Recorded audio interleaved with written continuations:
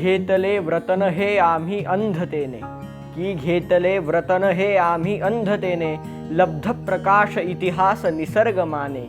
जे दिव्य दाहक म्हणूनी असावयाचे, जे दिव्य दाहक म्हणूनी असावयाचे, बुद्ध्याची वाण धरिले करी हे सतीचे. असं म्हणत आपलं अवघं आयुष्य क्रांतिकार्यासाठी समर्पित करणाऱ्या अखंड आणि असंख्य अशा क्रांतीवीरांच्या चरणी प्रणाम करून आपल्या आजच्या या चिंतनाला, आजच्या या व्याख्यानाला सुरुवात करतो.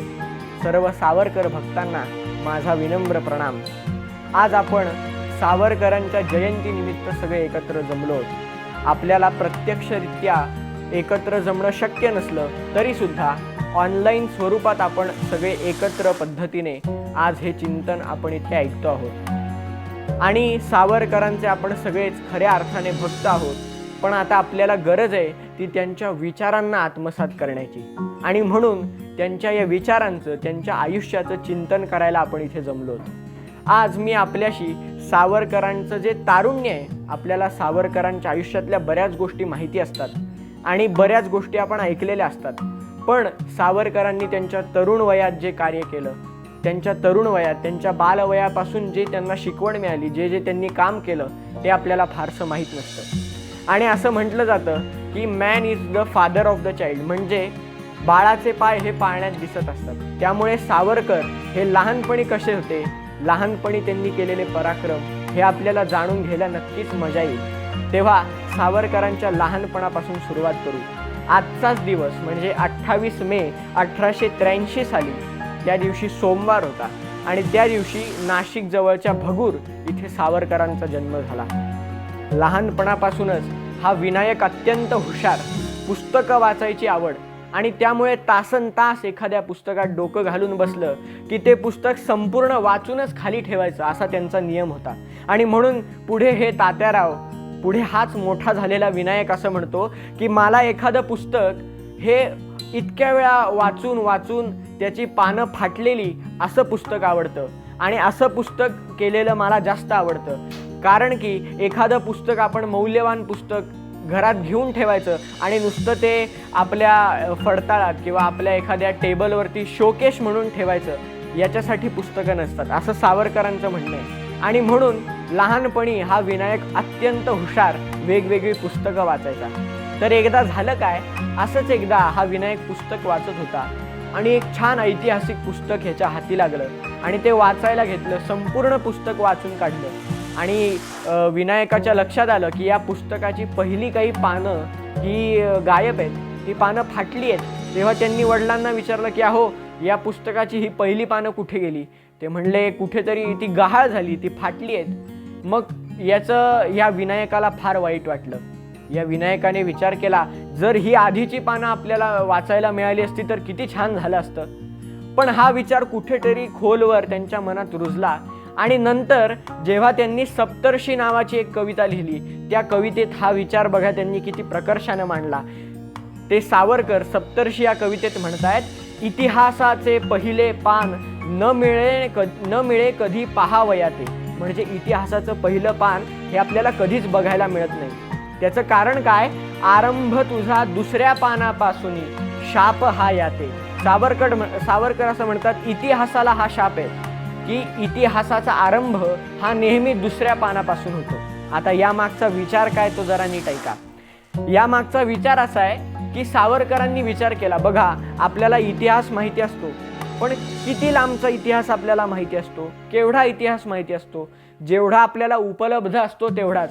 पण त्या इतिहासाच्या आधी सुद्धा घडून गेलेला एक इतिहास असतो जो आपल्याला माहितीच नसतो. आणि असं जर खूप मागे मागे जात गेलं तर एक असा इतिहास येतो की जो विस्मृतीत गेलाय, जो आता आपल्याला माहितीच नाही. म्हणजे काय तर इतिहासाला हा खऱ्या अर्थाने शाप आहे की इतिहासाचं जे पहिलं पान आहे ते आपल्याला कधीच वाचायला मिळत नाही. इतिहास हा नेहमी दुसऱ्या पानापासून सुरू होतो. आणि ही संकल्पना पुढे त्यांनी या सप्तर्षी कवितेत मांडली.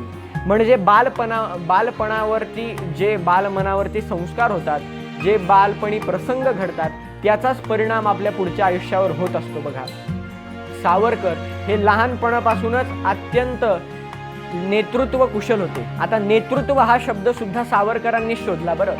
आपण ज्याला लीडरशिप म्हणतो, अशा सगळ्या क्वालिटीज सावरकरांकडे होत्या. त्यामुळे सावरकर हे लहानपणापासूनच त्यांच्या सगळ्या मित्रांचे नेते म्हणून ओळखले जायचे. त्यांचं व्यक्तिमत्व एवढं हुशार आणि एवढं प्रभावी होतं, त्यांचं वक्तृत्व एवढं छान होतं की हे सगळ्या मुलांचे नेते म्हणून सगळे मुलं यांना स्वीकारलेलं. आणि म्हणून हे जे करतील ती पूर्व दिशा असं मानून मुलांचं एक टोळकं लहानपणापासूनच ह्यांच्या मागे तयार असायचं. आता एक छोटासा प्रसंग तुम्हाला सांगतो. 1893 सालचा हा प्रसंग आहे. 1893 साली जून महिन्यात उत्तर प्रदेशातल्या आझमगड इथे आणि त्यानंतर मुंबईला काही हिंदू मुस्लिम दंगे झाले. आणि या दंग्यांमध्ये मुस्लिम लोकांनी आपल्या हिंदू लोकांना भरपूर मारहाण केली आणि बराच आपली त्यात हानी झाली, नुकसान झालं, बऱ्याच लोकांची घरं जाळली गेली. आणि या सगळ्याचा प्रभाव बातम्या रोज वाचत असल्यामुळे सावरकरांवर पडला, त्यांच्या सगळ्या मित्रांवर पडला. आणि या भगुरातल्या एका नाशिक जवळच्या एका छोट्याशा खेडेगावातल्या तरुणांवरती याचा प्रभाव पडला. सावरकरांनी सगळ्या तरुणांना एकत्र केलं आणि ठरवलं की आपल्या या हिंदू बांधवांवरती हा फार मोठा अन्याय होतोय, सगळ्या देशात हे सगळं चाललंय, तेव्हा याच्या विरुद्ध आपण पण काहीतरी केलं पाहिजे, अशी भावना त्यांच्या मनात सावरकरांनी तयार केली. आणि झालं काय, या सगळ्या मुलांनी दगड, गोटे, धोंडे सगळे गोळा केले, शस्त्र गोळा केली आणि त्या गावाबाहेरच्या एका छोट्याशा मशिदीवर जाऊन हल्ला केला. आणि त्या मशिदीच्या काचा फोडल्या आणि जणू काही आपल्याला विजय मिळाला अशा आनंदात हे सगळे पुन्हा घरी आले. आणि या गोष्टीचे पडसाद उमटल्याशिवाय राहिले नाही. त्यानंतर तिथल्या काही आसपासच्या मुस्लिम तरुणांनी सुद्धा एकत्र येऊन सावरकरांवरती हल्ला केला. आणि सावरकरांवरती ज्या वेळेला हल्ला झाला त्यावेळेला त्यांचे सगळे जे बालपणीचे मित्र होते ते सगळे तयारीत होते आणि त्या सगळ्यांनी मिळून त्यांच्यावरचा हल्ला पुन्हा परतवून लावला. आता अर्थात ही एक छोटी लुटूपुटूची लढाई सुद्धा म्हणता येईल. या गोष्टीला तसं बघितलं तर काही तेवढा अर्थ नाही. सावरकरांना काही तिथे दंगल करायची होती का? नाही, असा कुठलाही अर्थ त्यांना अभिप्रेत नव्हता. पण ही गोष्ट आपण कुठल्या अर्थाने घ्यायची तर सावरकरांचं नेतृत्व कुशलता आपल्याला ह्यातून दिसते. एवढे सावरकर इतके नेतृत्व कुशल होते की त्यांच्या हाताखाली त्यांच्या मागे 4-5 मुलांचा घोळका नेहमी लहानपणी असायचा. ते जे म्हणतील ते करायला ही मुलं तयार असायची. म्हणजे लहानपणापासूनच एखाद्याचं व्यक्तिमत्व किती प्रभावी असावं याचा विचार करा. आणि लहानपणापासूनच त्यांचे विचार हे किती एकनिष्ठ होते याचा सुद्धा आपल्याला या गोष्टीतून प्रत्यय आल्याशिवाय राहत नाही. म्हणून ही गोष्ट मी घेतली. त्यानंतर सावरकरांच्या बालपणाचा विचार करायचा म्हणजे मित्रमेळा या संस्थेचं, ज्याचं पुढे अभिनव भारतमध्ये रूपांतर झालं, त्या मित्रमेळ्याचं नाव घेतल्याशिवाय आपल्याला पुढे जाता येणंच शक्य नाही. सावरकरांनी आपल्या सगळ्या मित्रमंडळींसोबत ही संस्था स्थापन केली आणि 1900 साली ही मित्रमेळा स्थापन झाली. राष्ट्रभक्तीने भारलेले हे सगळे तरुण आपल्या देशासाठी काहीतरी काम करायचं म्हणून एकत्र आलेले आणि या संस्थेने हळूहळू आपली पाळंमुळं रुजायला सुरुवात केली, आपल्या विचारांचं प्रगटीकरण दाखवायला सुरुवात केली. आणि झालं काय, त्या वर्षी राजे एडवर्ड हा जो ब्रिटनचा राजा होता त्याच्या राज्यारोहणाचा एक सोहळा होता. म्हणजे त्याला राज्यावर बसवलं जाणार होतं आणि त्या निमित्ताने ब्रिटिशांच्या शासनात जेवढे काही देश होते त्या सगळ्या देशांमध्ये उत्सव मोठ्या प्रमाणात साजरा होणार होता. आणि असाच एक उत्सव आपण नाशिकमध्ये सुद्धा साजरा करू असंही एक प्रस्तावना घेऊन एक गृहस्थ सावरकरांच्या या मित्रमेळ्यामध्ये आले. सगळ्यांनी एकमताने त्याला विरोध दर्शवला, सगळ्यांनी तो प्रस्ताव फोडून काढला. पण सावरकर एका दिवशी काही बाहेरगावी एका कामानिमित्त गेले असताना, हा विनायक बाहेर गेलेला असताना एका गृहस्थांनी तिथे सभा घेतली आणि त्यात त्यांनी असं वक्तव्य केलं की राजे एडवर्ड हे खरोखरीच आपल्या संपूर्ण भारताचे बाप आहेत, असं त्यांनी वक्तव्य केलं. आता सावरकरांचा कॉन्टॅक्ट बघा किती जबरदस्त होता. आपण नुसतंच आजकाल गाणं ऐकतो, पण खरंच आज आपल्याकडे व्हॉट्सॲप आहे, आज आपल्याकडे फेसबुक आहे, फोन आहेत, इंटरनेट आहे आणि तरीसुद्धा आपल्याला बऱ्याच बातम्यांची खबर लागत नाही. पण सावरकरांचा कॉन्टॅक्ट तेव्हासुद्धा किती जबरदस्त होता विचार करा. सावरकरांना त्या भाषणात जे वक्तव्य त्यांनी केलं त्याची खबर लागली आणि त्याच्या 1-2 तासानंतरच संपूर्ण शहरात वेगवेगळ्या ठिकाणी सावरकरांनी आपल्या सगळ्या मित्रमेळ्यातल्या सभासदांना पाठवून सगळीकडे वेगवेगळ्या ठिकाणी पोस्टर, आजच्या काळात म्हणायचं तर पोस्टर, अशी पत्रकं सगळीकडे लावली, ज्या पत्रकात लिहिलेलं होतं की राजे एडवर्ड हे जर आपले बाप आहेत तर आपले पिताश्री हे आपल्या मातुश्रींचे कोण. आता ह्यातला उपहास लक्षात घेता आपल्याला हसू येणं साहजिक आहे, पण त्या काळी सुद्धा सावरकरांचे विचार हे किती ज्वलंत होते, किती प्रक्षोभक होते आणि किती एखाद्याच्या म्हणजे दगडाच्याही मनात देशभक्तीचा झरा उत्पन्न होईल असे विचार सावरकरांचे होते. हे या प्रसंगावरून आपल्याला लक्षात येतं. सावरकरांचं वक्तृत्व हे इतकं ओघवतं होतं, इतकं प्रभावशाली होतं की त्यांची भाषणं ऐकायला एवढी गर्दी व्हायची. म्हणजे तरुण वयात असतानाच सावरकरांनी बहुतेकांना मागे टाकलेलं होतं, इतकं त्यांचं वक्तृत्व प्रभावी होतं. आणि या प्रभावी वक्तृत्वाचा फायदा त्यांना या देशभक्तीसाठी, या संघटनेसाठी माणसं गोळा करायला, आपल्याला माणसं मिळवायला, आपलं एक व्यक्तिमत्व उभं करायला खऱ्या अर्थाने झाला. असे हे सावरकर. त्यांच्या भाषणातली एक गोष्ट आहे, एकदा पुण्याला एका कॉलेजच्या समोर, कॉलेजच्या प्रांगणात सावरकरांचं भाषण होतं आणि सावरकर, तरुण असलेला हा विनायक, ते भाषण करत होते. आणि ते भाषण करताना ते भाषण ऐकायला आलेले जे सगळे श्रोते होते ते इतके एकरूप झालेले. आता त्या काळचे श्रोते सुद्धा खूप हुशार होते, त्या काळच्या श्रोत्यांचा सुद्धा अभ्यास असायचा, त्यामुळे सगळे एकरूप झालेले श्रोते. आणि सावरकर राष्ट्रभक्तीवरती भाषण करत होते. सावरकरांच्या मनात समर्थ रामदास स्वामींविषयी नितांत आदर, आणि समर्थ रामदास स्वामी हे खऱ्या, सावरकर म्हणजे समर्थ भक्तच होते. त्यामुळे त्या भाषणात सावरकरांनी समर्थांच्या दासबोधातली एक ओवी त्या भाषणात म्हणायला सुरुवात केली. ती ओवी अशी होती, बहुत लोक मेळवावा, एक विचारे भरावा, कष्टे करूनी घसरावा म्लेंछावरी. आता ही ओवी म्हणताना सावरकर या ओवीचे पहिले 3 चरण म्हटले, बहुत लोक मेळवावा, एक विचारे भरावा, कष्टे करूनी घसरावा. एवढं म्हणून सावरकर थांबले.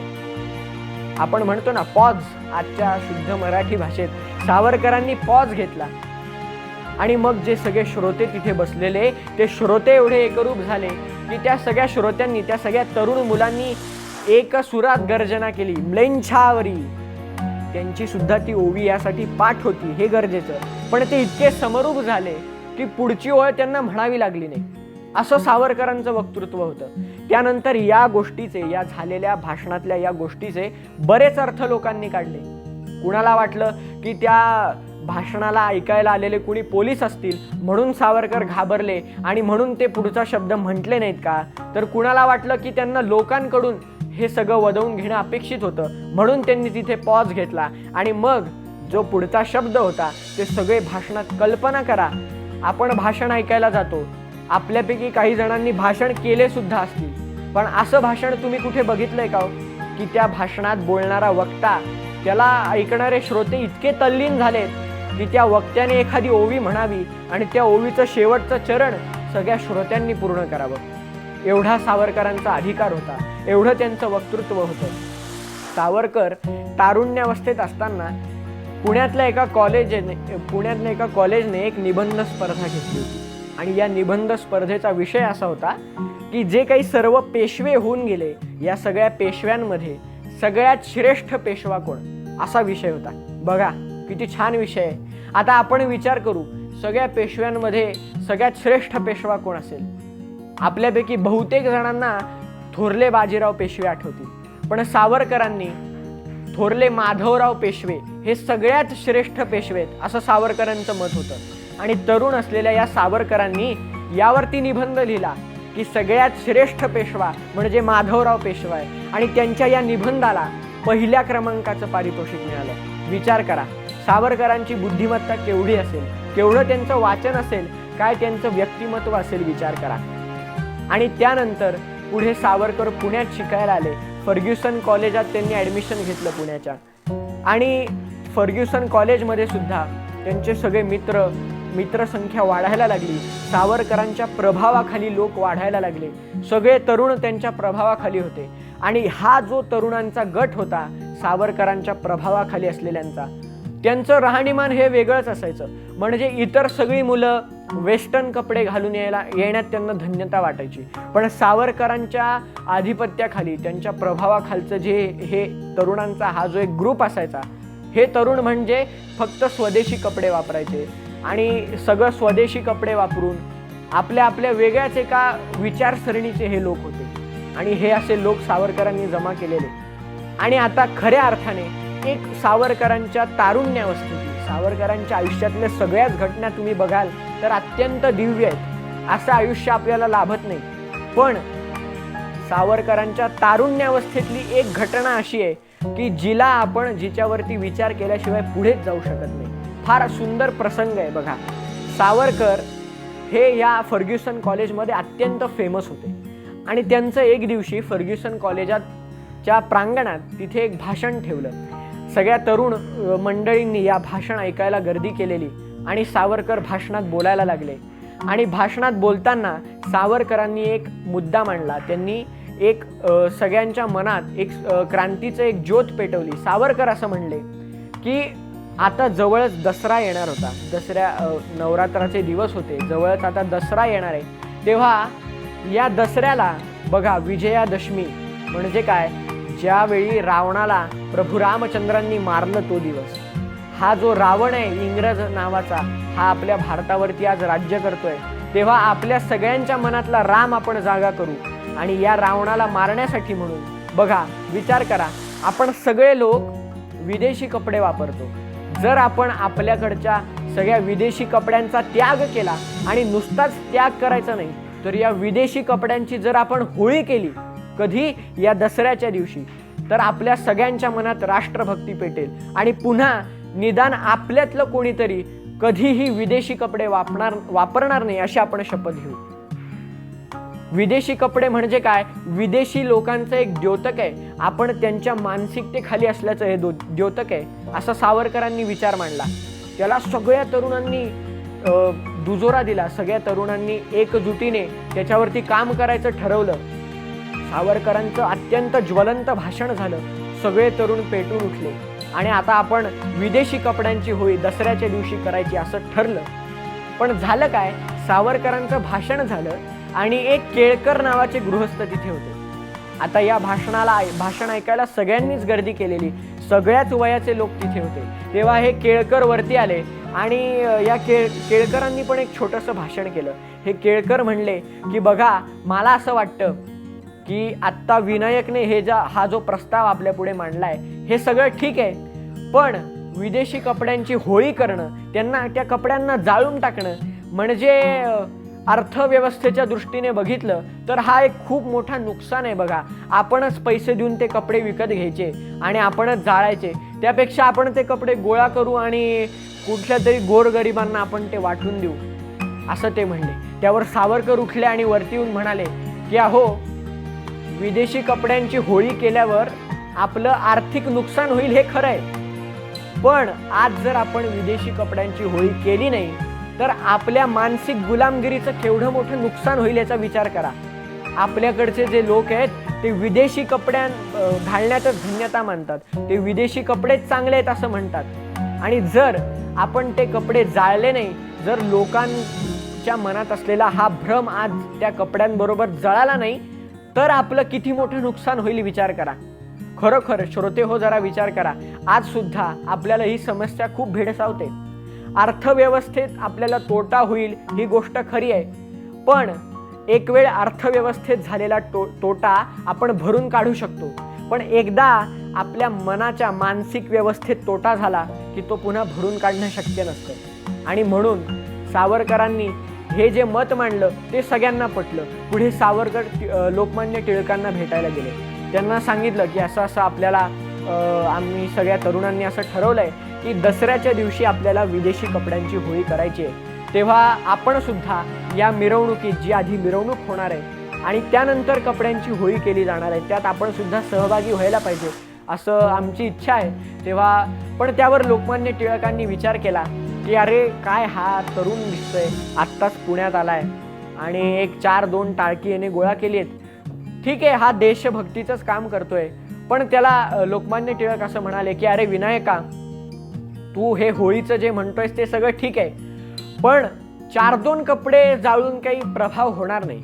जर तुला होळी करायची असेल तर विदेशी कपड्यांचा एक मोठा ढीग असला पाहिजे, लक्षात ठेव. 4-2 कपडे उगाच कुणाकडून तरी मागून आणले आणि ते जाळून छोटीशी होळी करायची, या होळीला काही अर्थ नाही. सावरकर म्हणाले, तुम्ही माझ्यावर विश्वास ठेवा, 4-2 कपड्यांची मी होळी करणार नाही. आणि नंतर खरंच दसऱ्याचा दिवस उजाडला. आधीचे 10 दिवस या सगळ्या तरुणांनी भरपूर मेहनत घेतली, घरोघरी जाऊन प्रचार केला, लोकांकडून विदेशी कपडे गोळा केले, विदेशी कपड्यांची साठवणूक केली आणि एक हातगाडी यांनी आणली आणि त्या हातगाडीवरती सगळे हे विदेशी कपडे त्यांचा ढीग असा एक रचून ठेवला. आणि या विदेशी कपड्यांचा ढीग हातगाडीवरती रचलेला, सगळे तरुण स्वदेशी कपड्यांमध्ये मागून चालले आहेत आणि अवघ्या पुण्यातून ही विदेशी कपड्यांची मिरवणूक निघाली. विचार करा काय दृश्य असेल. एक तरुण वयातल्या एका मुलाने एवढं मोठं कर्तृत्व केलं. लोकमान्य टिळक तिथे आले, बाकीचे सुद्धा काही महान व्यक्तिमत्व तिथे आले. सगळ्यांनी बघितलं, सगळ्यांनी ते कपड्यांचा तो असा गठ्ठा बघून सगळ्यांनी तोंडात बोटं घातली अक्षरशः. एका तरुण वयाच्या मुलाने एवढं मोठं संघटन करणं खरंच खूप मोठी गोष्ट होती बघा. मग ही विदेशी कपड्यांची होळी पुण्याच्या लकडी पुलावरून निघाली आणि लकडी पुलाच्या पुढे जे एक मोकळं मैदान होतं, त्या मैदानात हे कपडे आणून सगळ्यांनी टाकले आणि सगळे या कपड्यांच्या अवतीभोवती उभे राहिले. सगळ्यांनी एक गोल केला आणि आता या कपड्यांना आग लावली. झालं, आता विदेशी कपड्यांची होळी तर झाली, पण आपल्या ज्या सगळ्या स्वकीयांच्या मनात विदेशी कपड्यांविषयी, विदेशी लोकांविषयी, विदेशी वागणाऱ्यांविषयी आणि विदेशी संस्कृतीविषयी जे एक मोठा अवडंबर तयार झालंय, याची होळी कशी होणार? तर ती होणार भाषणाने, वक्तृत्वाने. आणि म्हणून आता जी ज्येष्ठ श्रेष्ठ मंडळी तिथे होती, त्यांनी आता भाषणाचा कार्यक्रम तिथे ठेवलेला. सगळे तरुण खाली बसले आणि आता भाषण करायचं. पण लोकमान्य टिळक सावरकरांना म्हणाले की अरे, हे कपड्यांच्या जे मध्ये कपडे जळतायत सगळे, त्यांच्या आजूबाजूला भाषण करणं मला काही उचित वाटत नाही, आपण दुसरीकडे कुठेतरी भाषण ठेवू. त्यावर सावरकर असं म्हणाले की अहो, जर दुसरीकडेच कुठेतरी भाषण करायचं असतं, भाषण ठेवायचं असतं, तर आपल्याला नुसतंच भाषण ठेवता आलं असतं ना. हा सगळा होळीचा घाट कशाला घातला असता? या परकीय जळणाऱ्या या परकीय कपड्यांसमोरच ते भाषण झालं पाहिजे, म्हणून हा सगळा खटाटोप आपण केलाय ना. ते म्हणणं टिळकांना सुद्धा पटलं आणि त्या विदेशी कपड्यांपुढे विचार करा, असे जळते विदेशी कपड्यांचा ढीग आहे, त्याच्या आजूबाजूला 100वरती असे पेटलेले तरुण बसलेत आणि त्यांच्यामध्ये, त्यांच्या समोर, त्या कपड्यांच्या समोर उभं राहून लोकमान्य टिळकांनी त्यांच्या दमदार आवाजात स्वदेशावरती, स्वदेशाच्या प्रेमावरती, राष्ट्रप्रेमावरती भाषण केलं. काय प्रसंग असेल! एवढी धमक, एवढी हिंमत आपल्याकडे. अहो, आपल्या वयाची 50शी पार झाली तरी सुद्धा आपल्यामध्ये एवढी धमक नसते की एवढं मोठं काहीतरी आपण करून दाखवू. आणि सावरकरांनी तारुण्यात असताना, तरुण वयात हे सगळं केलंय. आणि तेव्हा कुठलंही सोशल मीडिया, व्हॉट्सॲप, फेसबुक असं काही नसताना विचार करा केवढं ते तारुण्य तेजस्वी आहे. तव तेजाचा अंश दे असं काही उगाच म्हणलेलं नाही. त्यांच्या तेजाचा अंश जरी आपल्याला मिळाला तरी आपलं जीवन धन्य होईल बघा.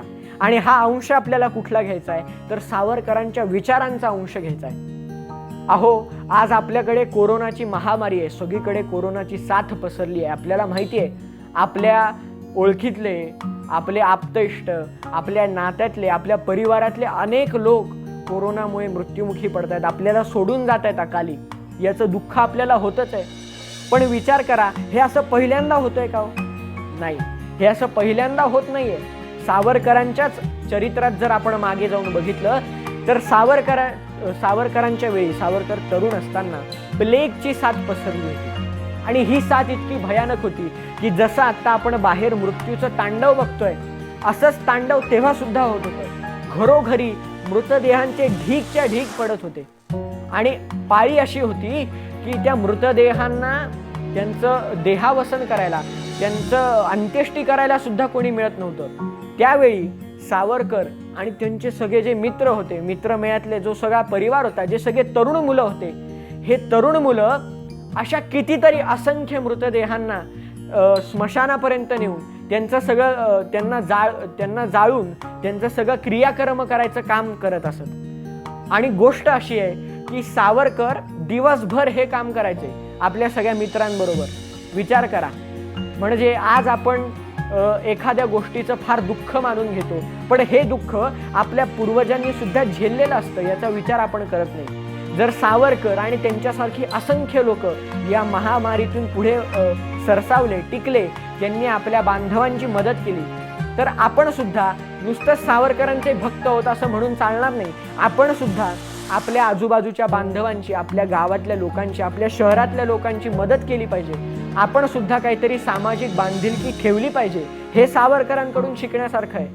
सावरकर अंदमानात गेले, तिथे त्यांनी कोलू फिरवला आणि तिथे यातना सहन केल्या, हे सगळं खरं आहे. पण आज आम्हाला आमची देशभक्ती जर प्रकट करायची असेल तर आम्हाला अंदमानात जायची गरज नाही, आम्हाला कोलू फिरवायची गरज नाही. फक्त सावरकरांचे जे विचार आहेत ते विचार आपण आत्मसात केले पाहिजे. त्यातच खरी सावरकरांची भक्ती आहे ना. तर गोष्ट अशी आहे की एक दिवशी झालं काय, सावरकर असंच हे मृतदेहांना पोहोचवण्याचं काम करत होते. दिवसभर भरपूर मृतदेहांना त्यांनी पोहोचवलं. स्मशानात होते आणि सावरकर इतके दमले की त्यांना त्या स्मशानातच बसल्या बसल्या झोप लागली. आणि त्यांच्या सगळ्या मित्रांना वाटलं की विनायक घरी गेला असावा बहुतेक, म्हणून ते सगळे घरी गेले. आणि दुसऱ्या दिवशी सकाळी उठल्यावर सावरकरांना कळलं की अरे, काल रात्री आपल्याला चुकून स्मशानातच झोप लागली. हे सावरकरांच्या चरित्रातली गोष्ट आहे. बघा केवढं समर्पण असावं एखाद्याचं, किती निष्ठा आपल्या स्वकीयांप्रती असावी, याचं उत्तम उदाहरण म्हणजे सावरकर आहे. प्रत्येक गोष्टीत आयडियल असणं म्हणजे काय, हे सावरकरांकडनं शिकावं. आता तुम्हाला एक गमतीची गोष्ट सांगतो. सावरकरांनी ही जी होळी केली कपड्यांची, विदेशी कपड्यांची जी होळी सावरकरांनी केली, ती आपण बघितली, त्याचं वर्णन मी तुम्हाला सांगितलं. त्या प्रसंगात आपण मनाने का होईना जाऊन आलो, पण आता त्या प्रसंगानंतर काय पडसाद उमटले ते बघा. कुठलीही गोष्ट केली म्हणजे त्याला येणारे काही प्रोज आणि कॉन्स असतातच ना. तसं सावरकरांनी जी ही विदेशी कपड्यांची होळी केली, त्यानंतर झालं काय, त्याचे ग्लोबल पडसाद उमटले, सगळीकडे त्याचा प्रसार झाला आणि काही लोक त्याच्या बाजूने होते तर काही लोक त्याच्या विरुद्ध होते. मग झालं काय, सावरकरांचं जे कॉलेज होतं फर्ग्युसन कॉलेज, त्या कॉलेजने सावरकरांना त्या काळी 10 रुपयांचा दंड ठोठावला. आता त्या काळचे 10 रुपये म्हणजे भरपूर आहेत. तुम्ही तुलना करून बघा. सावरकरांना 10 रुपयाचा दंड त्यांच्या कॉलेजने ठोकला आणि सावरकरांनी स्वतःच्या खर्चातून, स्वतःच्या कमाईतून हा दंड कॉलेजला चुकता केला. पण नुसताच दंड झाला नाही, तर सावरकरांवरती वेगवेगळ्या वृत्तपत्रातून, मासिकातून खूप टीका झाल्या आणि त्या टीकेला सुद्धा सावरकर सामोरे गेले. आणि या टीका करणाऱ्यांमध्ये एक नाव फार महत्वाचं आहे. ज्या वेळेला सावरकरांनी ही होळी केली, 7 ऑक्टोबर 1905 साल होतं ते, ज्या वेळेला ही होळी झाली, त्या होळीवरती ज्यांना आज आपण महात्मा गांधी म्हणतो, ते मोहनदास करमचंद गांधी, हे तेव्हा दक्षिण आफ्रिकेत शिकण्यासाठी गेलेले होते. आणि दक्षिण आफ्रिकेतून त्यावेळी गांधीजींनी टीका केली की अशा प्रकारे हे कपडे जाळून वगैरे असं काही होणार आहे का, एवढी द्वेषाची मानसिकता, एवढं हिंस्त्र हे असं करणं चुकीचं आहे, अशी भरपूर टीका त्यावेळी गांधीजींनी सावरकरांवर केली, तरुण असणाऱ्या सावरकरांवर. पण पुढे गमतीची गोष्ट अशी बघा, त्यानंतर 17 वर्षांनी, म्हणजे त्यानंतर जेव्हा गांधीजी भारतात आले आणि सगळी त्यांनी चळवळ राष्ट्रभक्तीची सुरू केली, त्यानंतर म्हणजे बरोबर या प्रसंगाच्या जी ही टीका त्यांनी केली त्याच्या 17 वर्षांनी जेव्हा गांधीजींनी मुंबईला सविनय कायदेभंग केला, या सविनय कायदेभंगाच्या चळवळीत गांधीजींनीच विदेशी कपड्यांची होळी केली. म्हणजे बघा 17 वर्ष लागले. त्या काळचा विनायक सावरकर समजायला गांधीजींना 17 वर्ष लागले आणि 17 वर्षानंतर त्यांचं मत हेच होतं की आपण विदेशी कपड्यांची होळी केली पाहिजे. म्हणजे जे मत, जी प्रगल्भता, जो राष्ट्राचा विचार सावरकरांचा तारुण्यात होता, आता तुम्हाला या गोष्टीवरून सगळी कल्पना आलीच असेल. असे हे सावरकर, केवढं तेजस्वी असावं माणसाने. सावरकर हे खऱ्या अर्थाने नेता कसे होते, ते अत्यंत प्रखर राष्ट्रभक्ती असलेल्या सावरकरांच्या तारुण्यातले, त्यांच्या तरुणपणीच्या आयुष्यातले काही प्रसंग आज आपण बघितले. आणि ज्या योगे माझ्या या बालमतीद्वारे तुम्हाला सावरकरांना जाणून घेण्यात थोडी जरी भर पडली असेल तर मी स्वतःला धन्य मानेन. आणि खरंच सावरकरांना आपल्या आयुष्यात, आपल्या विचारांमध्ये आपल्या दैनंदिन जीवनात भिनवण्याचा सोपा उपाय म्हणजे सावरकरांचं साहित्य वाचणं, त्यांचे विचार वाचणं आणि विज्ञानवादी असलेल्या आणि अत्यंत प्रगत विचारांच्या सावरकरांना आपल्या डोक्यात, आपल्या हृदयात आणि आपल्या मनात स्थान देणं हे खरोखर आज आपल्या सगळ्या सावरकर भक्तांचं कर्तव्य आहे. आणि याच कर्तव्याचं स्मरण तुम्हाला करून देत मी आज माझ्या या वाणीला अल्पसा विराम देतो. भारत माता की जय.